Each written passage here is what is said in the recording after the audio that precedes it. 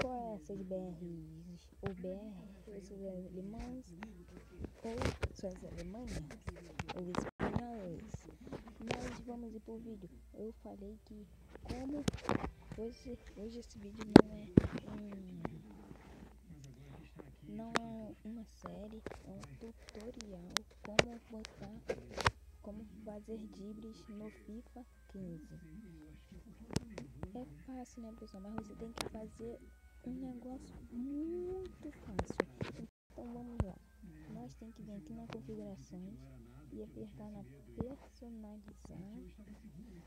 Aí vocês vão procurar, ó, fita. Aqui vocês podem ver, ó, fita, trocar casual. Aí vai estar, só botar clássico e vai estar fitas.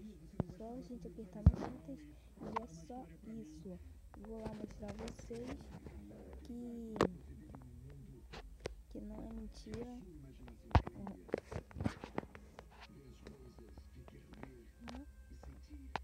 Vamos ir lá, né? Não é mentira, né, pessoal? Não é mentira.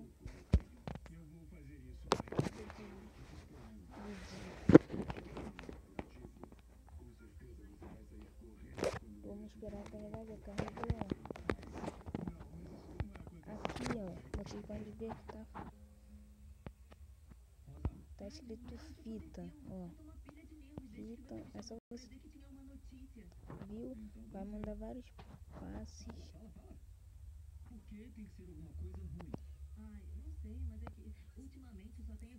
No FIFA 15 você controla o movimento.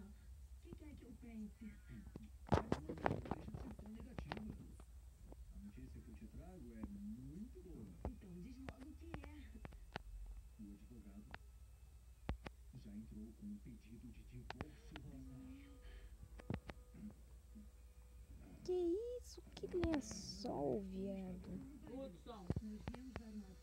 Que lençol. Mas é isso, pessoal. Quem gostou, deixa o like, compartilha o vídeo e se inscreva.